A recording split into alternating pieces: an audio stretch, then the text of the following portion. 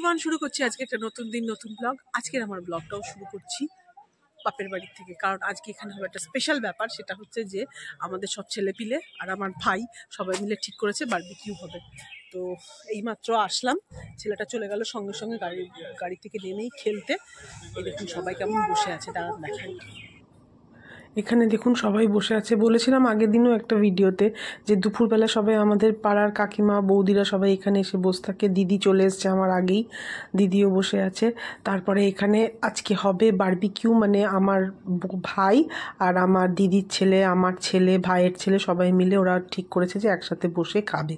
তো সেই জন্য এখানে বারবিকিউ এর জন্য মানে প্রিপারেশন তৈরি হচ্ছে। আমাদের তো আর ওরকম হয় না, নিয়ে একটা বড় টিনের ভেতরে সমস্ত কাঠগুলোকে সারা দুপুর ধরে, এই যে দেখেছেন কত কাঠ, এগুলো সব আমার ভাই বসে বসে কেটেছে কুড়ুল দিয়ে দিয়ে। তখন তো আমি যেতে পারিনি, দেখাতেও পারলাম না, সেই জন্য রুদ্রও অনেক হেল্প করেছে।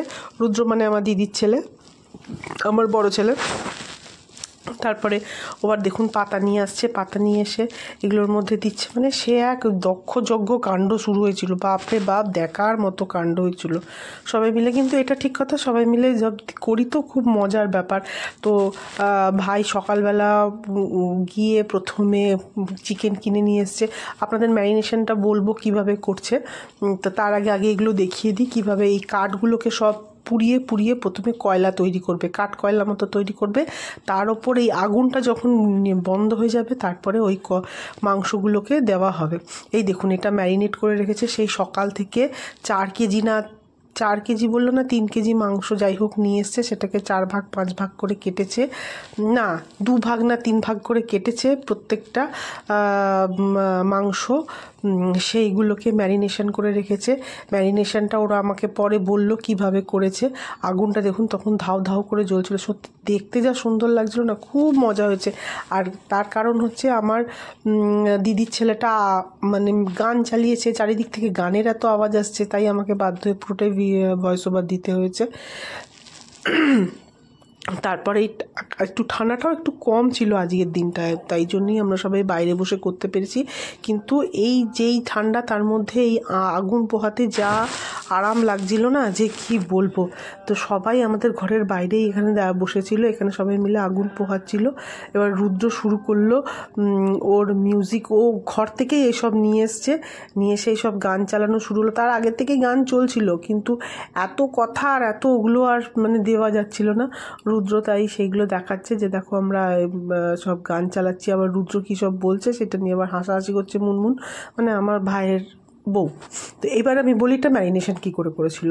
প্রথমে দইটাকে ঝুলিয়ে রেখেছিল যাতে জলটা বেরিয়ে যায়। তার আগে লেবু আর রসুন আর দিয়ে ম্যারিনেশনের জন্য রেখেছিল।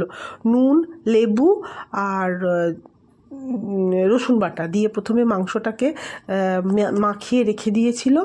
তারপরে দইটাকে 1 ঘন্টা জল ঝরিয়েছে। তারপর সেই দইয়ের মধ্যে জিরে গুঁড়ো, ধনে গুঁড়ো, তন্দুরি মশলা, পেঁয়াজ বাটা, রসুন বাটা দিয়ে তারপর সেটাকে ভালো করে মেখে রেখেছে। মেখে মাংসতে যে আগে ম্যারিনেশন করা ছিল লেবু দুধ দিয়ে সেইটা, আর নুন, তেল, সরি হ্যাঁ নুন, শুধু নুন আর লেবু দিয়ে মেখে রেখেছিল সেইটাকে, আর রসুন বাটা দিয়ে মাখা ছিল। তারপরে আবার এইটা দিয়ে সমস্ত মেখে প্রায় বললো কখন থেকে 12টা, 12:30 না 1টার থেকে শুরু করেছিল। আর এতক্ষণ ধরে ম্যারিনেশন ছিল। এটা আমরা শুরু করেছি প্রায় সন্ধ্যের থেকে। এই 6টার সময় আগুন ধরিয়েছে ওরা, সেই 5টা 5:30 থেকে। আর 6টার থেকে এই মানে এই রেডি হচ্ছে, এবারে যাবে আগুনের মধ্যে মানে শেখা হবে। কি দরকার ছিল দেখুন, আমাদের ঘরে মাইক্রোওয়েভ আছে, ওরকমের মধ্যে মাইক্রোওয়েভে করে দিলে হতো, তারপরে একটুখানি গ্যাসে পুড়িয়ে দিলে হতো। না, ওদের এরকমভাবে করতে হবে, সবাই মিলে মজা করবে, আনন্দ করবে, কিছু বলার নেই। বাচ্চা কাচ্চা নিয়ে আর গোড়া এইসব এগুলো খুব পারে। আর আমাদের বাচ্চারা মামা আসলেই নতুন নতুন ধরনের সমস্ত ব্যাপার স্যাপার তৈরি হয়।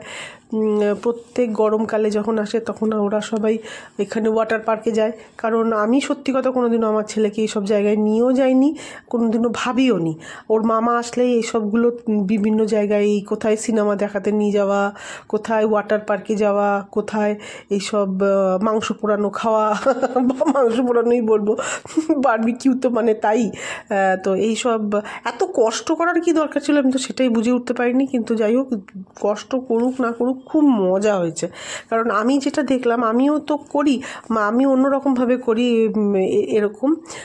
ওরা যেটা এটা মাইক্রোওয়েভে হালকা করে করে নিয়ে তারপরে একটু আগুন দিয়ে দিলেই তো হয়ে যেত, তা না, ওরা আবার সেটাকে কয়লা তৈরি করে তার মধ্যে এটাকে পুড়িয়ে ওখানে আবার বাটারটাকে নিয়ে এসছে, আগুনগুলো সব নষ্ট হয়ে যেতে আবার গোড়া নতুন করে কাঠগুলোকে কাটছে। চিন্তা করুন, মানে কি যে খেটেছে না, মানে যে হারে খেটেছে সে হারে কিন্তু মাংসেও মানে যে খুব সুস্বাদু বা হয়েছে তা না। তবে হ্যাঁ, এটা ঠিক কথা, বাচ্চারা সবাই মিলে একসাথে রয়েছে, মজা করছে, ওদেরগুলো দেখাতে পারলে ভালো হতো, কিন্তু কেউ তো এ আসবে তো ও আসবে না। আবার আমার ছেলে সব জায়গাতেই ছিল বলে আমি সবারটা ও দেখাতে পারিনি। যাই হোক, তারপরে এবার বাটারটা গলানো হলো, বাটারটাকে নিয়ে আসা হলো, গলাচ্ছে পরে, দিয়ে এটা দেখালো, হ্যাঁ মাংসটা পুরো হয়ে গেছে। বাপি এটা ছুঁয়ে ছুঁয়ে দেখলো, কারণ বাপি এসব ভালো বোঝে, বাপি দেখছে যে এটা ঠিক আছে কিনা। গোড়া ধরেছিল, রুদ্র ধরেছিল।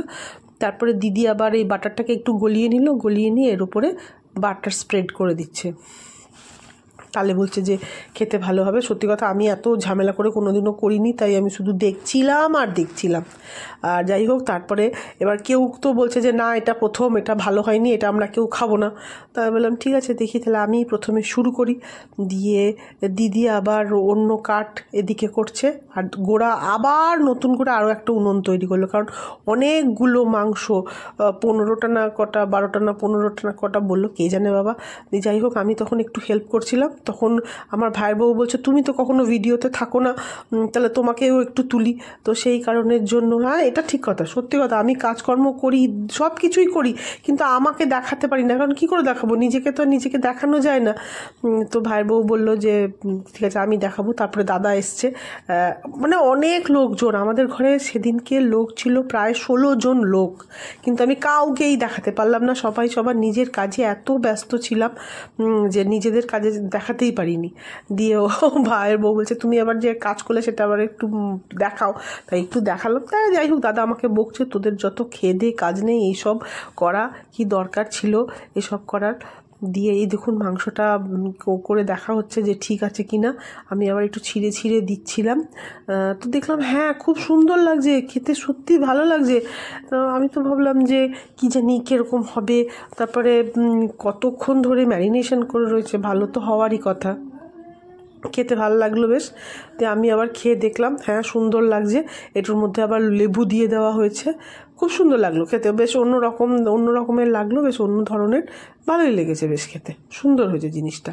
তা করতেই আমার দাদার ছেলে এসছে, বহুদিন পর এসছে, তাই দেখে আমাদের সব কটা ছেলে হু হা শুরু করে দিয়েছে। দাদা বিবি বলে ওকে সবাই, বিগ ব্রাদার, সেই জন্য ওকে সবাই বিবি বলে। তো ওইখানে এবার সবাই মিলে ওর পেছনে লাগলো। যাই হোক, আমি এবারে একটা সস বানালাম। এই সসটা কী দিয়ে বানিয়েছি বলুন তো? টমেটো সস, ইমলি সস, তারপরে দিয়েছি মেয়োনিজ, আর একটুখানি দিয়েছি চিলি সস। আচ্ছা, এটা হলো আমাদের জামাই, আগের বার আপনারা দেখেছেন, এটা হচ্ছে দিদির ভাসুরের মেয়ে, দিদির ভাসুরের মেয়ে, হ্যাঁ দিদির ভাসুরের মেয়ে আর তার নাতি, আর ওইটা ভাসুরের জামাই আর কি, মানে মেয়ের বর। তারা এসছে, তা কাঠ কম পড়ে গেছে বলে তারা আবার কাঠ নিয়ে আসলো, কাঠ নিয়ে এসে পোড়া টোড়া চলছে, তার কিন্তু ওই দিয়ে তো আর এতজন লোকের খাওয়া দাওয়া সম্ভব না। আমি, সোমনাথ দা, বৌদি আর আমার ভাইয়ের বউ সবাই মিলে আবার হোটেলে গেলাম, হোটেল থেকে খাবার দাবার সব কিনে নিয়ে আসলাম। এখানে খাবার দাবার এসে দেখছি যে সবাই তখন সব মাংসগুলো রেডি হয়ে গেছে। তখন আমি আবার এই ওদেরকে সব দিয়ে দিলাম, দিয়ে ঠিয়ে নিয়ে আবার একটু তা ব্যস্ত হয়ে পড়েছিলাম, একটু পেঁয়াজ কুচিয়ে দিলাম, এই সসটা আবার বানিয়ে দিলাম, ওইটুকু সসে তো আর হয় না, সবাই মিলে রয়েছে। ওদিকে দিদি আর গোড়া খুব কাজ করেছে, কারণ ওদিকটা না করলে এতগুলো মাংস করা তো সম্ভব না। এই খাবারগুলো আমরা সব নিয়ে এসেছিলাম, চিকেন ভর্তা, পনির বাটার মশলা আর নান, এইগুলো নিয়ে আসা হয়েছিল। দিয়ে এইগুলো রাত্রেবেলা সব খাওয়া দাওয়া হলো। টাটা করে দাও আমাদেরকে, করে দাও। ওহো, what a style. Good night, good night তো বলো। দিনটা আমাদের এইভাবেই শেষ হলো, খাওয়া দাওয়া কমপ্লিট হয়ে গেছে। এখনো সবাই কেউ বাকি আছে, মা আর আমি আর বাচ্চাগুলোকে কয়েকজনকে খেতে দিয়ে দিলাম, দিদিরা এখনো খাইনি। আর ওই চিকেন, ওটা ভালো করে একটু দেখাতে পারলাম না, আরও অনেক সুন্দর করে খাওয়ানো হয়েছিল। তো ঠিক আছে, যে পরে আবারও নেক্সট টাইম যদি কোনো দিন হয় তখন নিশ্চয়ই দেখাবো। কেমন লাগলো তাহলে আজকে ভিডিওটা অবশ্যই জানাবেন। ভালো লাগলে লাইক শেয়ার কমেন্ট করবেন, প্লিজ সাবস্ক্রাইব করুন। দেখা হবে তাহলে একটা নেক্সট ভিডিওতে। Till then tata by.